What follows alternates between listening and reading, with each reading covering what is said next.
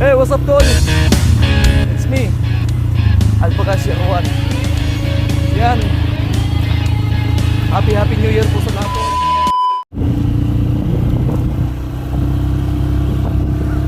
Hey, what's up, tol?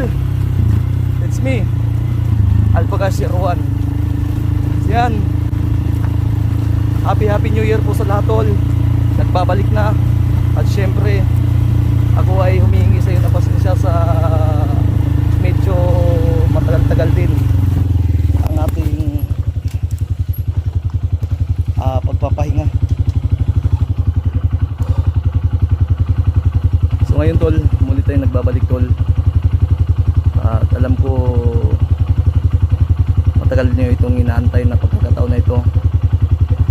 So syempre, yung iba nagsasabi na tumigil na daw po ako sa pag-explore. Hindi po, nagpapa-recover lang po ako ng aking katawan kasi nga po sa mga hindi po nakakaalam, kasi nga din ay hindi ko na din kumbaga pinablik ba. So ayan, sana ay suportahan nyo pa rin po ako sa aking pagbabalik. At kung ano yung alpha na nakita nyong at naramdaman yung karisma sa video natin, ay mas higit pa doon yung alpha na nandito ngayon sa 2026. So syempre, tol, shoutout po sa inyong lahat. Mahal na mahal ko po kayo. So shoutout nga pala kay Tita Helma dyan, na walang sawang sumusuporta sa atin. So tol, papunta po tayo ngayon sa location po ni Kuya Bads, kasi po nagkausap po kami para po tulungan yung isang kasamahan natin, si Hunter 01. So sana ay samahan nyo ako, ha? So malapit na po tayo, tol. So hinahanap ko lang yung tamang anggulo ng location, tol. So let's go.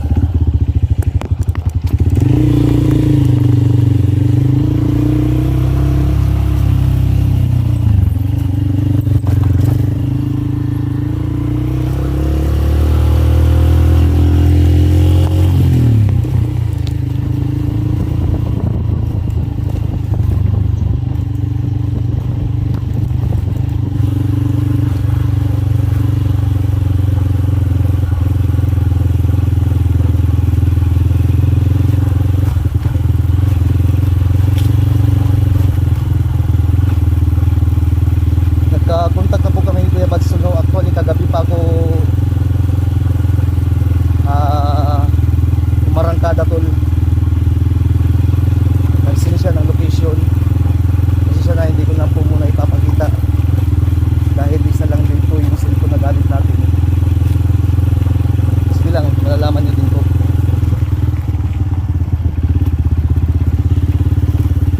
So ngayon, ayan, nakita ko na yung kahoy, yun o. Itatago ko lang muna yung motor ko, tol, ha. So babalikan ko kayo, tol. Tago ko lang, hindi ko na ipapakita sa videos. Yun, tol. Ay, tago na po natin yung motor natin, tol, no? Nilagyan ko lang muna ng palatandaan.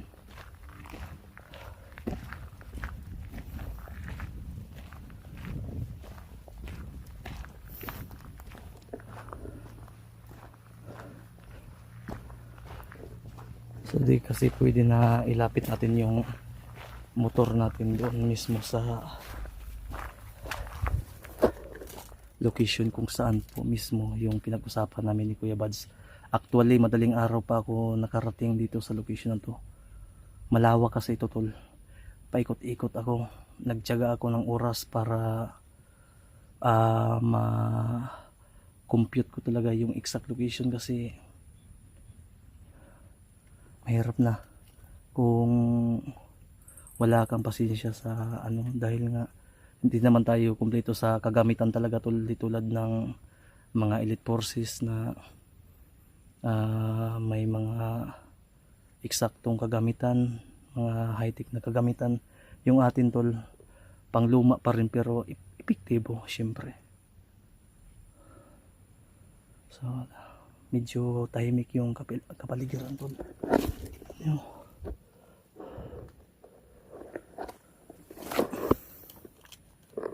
Pero huwag kayong mag-alala tol, malapit po talaga dito dahil nakita ko na yung dalawang palatandaan sa sinid na location ni Kuya Buds, at syempre positive yung una at yung pangalawa medyo may kalayuan pa. Basta ang usapan namin ni Kuya Buds, kahit anong mangyari aantayin nila ako, kasi nga di naman natin alam yung sitwasyon tol, dahil syempre di natin alam yung mangyari sa daan, magka-trouble yung motor, ganyan ba. Basta yung pinag-usapan namin. So tol, inaasahan ko pa rin po yung suporta po ninyo, ha. Samahan niyo po ako tol sa mission na to. Sana magtagumpay po tayo. At sa mga nagsasabi na tumigil na ako, hindi po pwedeng tumigil tayo tol. Magpapahinga tayo pero never yung titigil. May mga personal problem lang po talaga na kailangan nating ayusin, kailangan nating producean, ganyan ba, diba? So sana ay maunawaan niyo po ako, at ngayon samahan niyo ako. Bakbakan na, let's go.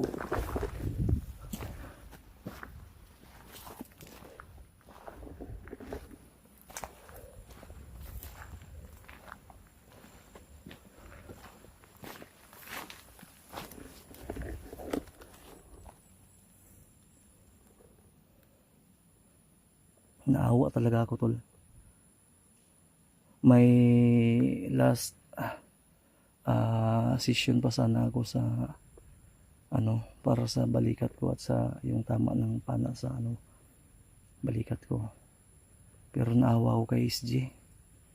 At yun din yung napag-usapan namin ni Kuya Buds, kasi akalain mo yung tao tol, nagpasko hanggang nagbagong taon hindi man lang kasama yung pamilya niya, nagtitiis.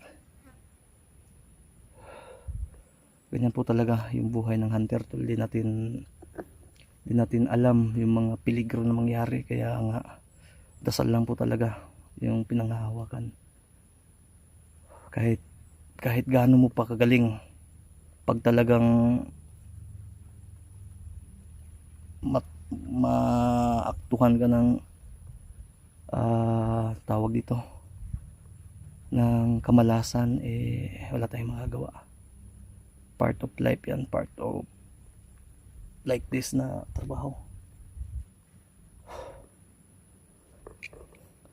Sinsya na po ha, na-miss ko po kayo, kaya kwentuhan muna tayo habang yung mata natin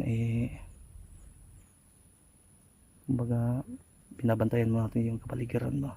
Hindi natin alam, may nagbabantay dyan habang tayo tingnan nyo naman, sino ba namang di tayo perfecto, malipat ng ganda mo kamoy mo, palipat-lipat din pag amping mo. Dito talaga na-miss ko po kayo.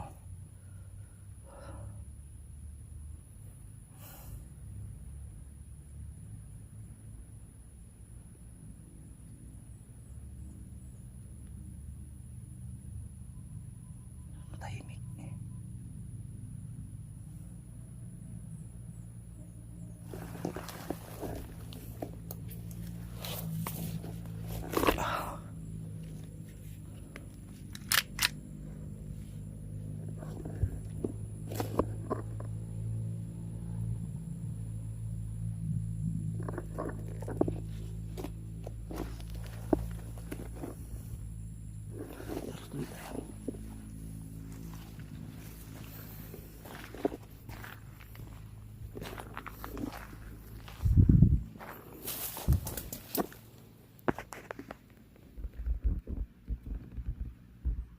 Tulungan niyo kung ha, kasi para madali natin makita kung sino man yung nating makita. Pero yung target ko muna ngayon sila Kuya Buds, dahil hindi ako pwedeng lumihis ng daan o gumawa ng aking sariling daan dahil may usapan po kami at sila po ay nag-aantay sigurado. Kaya puntahan man natin kahit anong nangyari.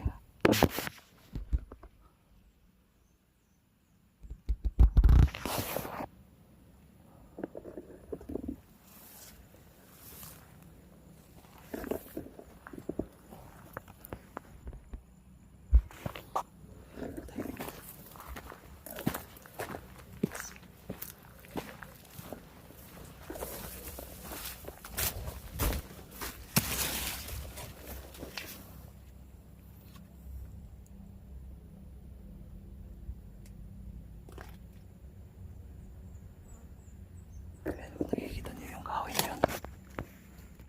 Ayun. Isa yan sa palatandaan tol. Pero di tayo, sabi nga ni Kuya Buds, huwag tayong magkumpiyansa dahil di porket makita natin yan, kung makikita niyo medyo malapit. Pero malayo po yan tol, naka-zoom lang po yan.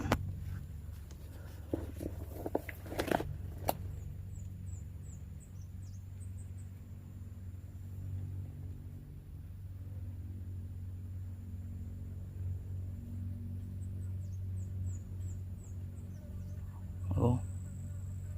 Ayan, ramdam ko po yung pag-aalala po ninyo. Pero gusto ko pong makabawi sa inyo. Kaya hindi ko kayo bibiguin. May tinik ng motor. So, tol, samahan niyo ako. Huwag niyo akong pababayaan. 2026 ngayon.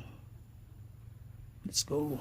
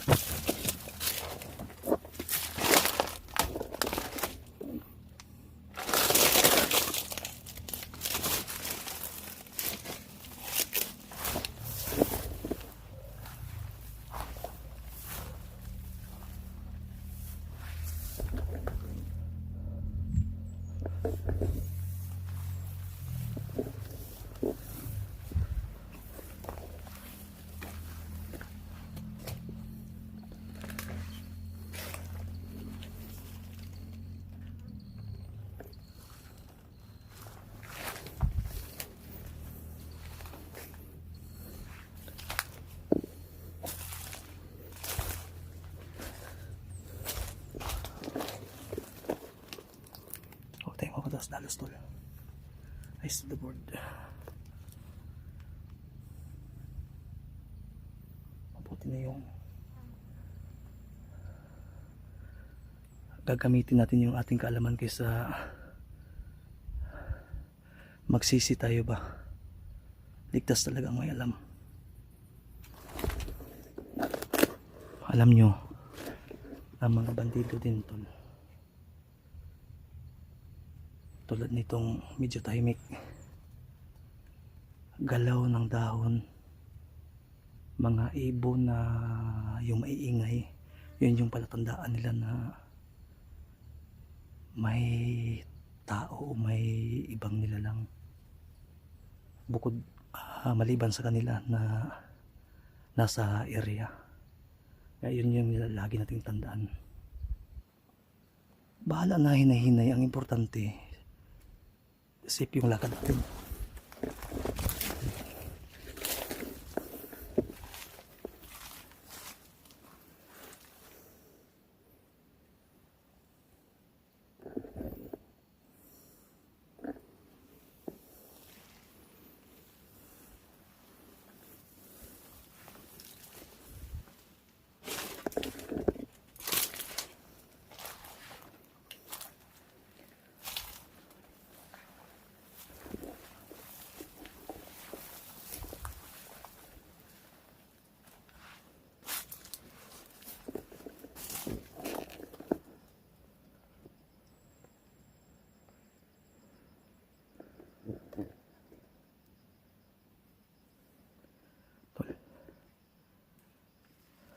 Medyo sobrang tahimik ng kapaligiran tol. So tika lang tol, kailangan kong itigil muna itong video to at titingnan ko yung bawat anggulo ng sinend ni Kuya Bads na ano. Kasi yung kahoy andyan na eh. Titingnan ko kung ano pa yung makita natin na pwede nating targetin ngayon tol. Maliban sa kahoy na yan. Kasi may mga kawayan na ano. Tapos parang masukal na yan dyan. Titingnan muna natin ha. So I shall return.